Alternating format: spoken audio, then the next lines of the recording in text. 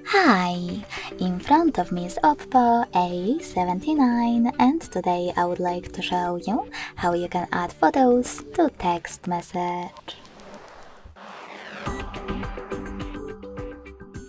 Begin by opening Messages app and selecting or creating a chat. When you're ready, click on this icon of the camera and the photo at the bottom left corner.